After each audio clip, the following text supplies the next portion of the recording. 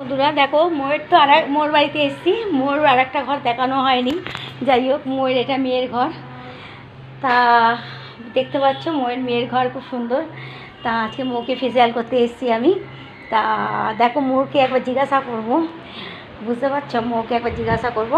মৌ, বললাম তোমার বাড়িতে যে আসলাম, তুমি তো আমাকে দারুণ জিনিস খাওয়ালে, খিচুড়ি খাওয়ালে, ভোগ খাওয়ালে, আর তোমায় যে বলো মুখটা কেমন ছিল শোনা?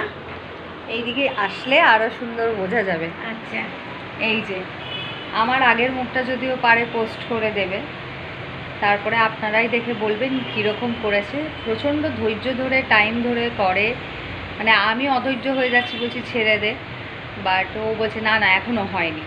তো ভীষণ মানে একাগ্রতার সাথে করে, ভীষণ মন দিয়ে করে, তাই জন্যই ওর কাজ এত ভালো হয়।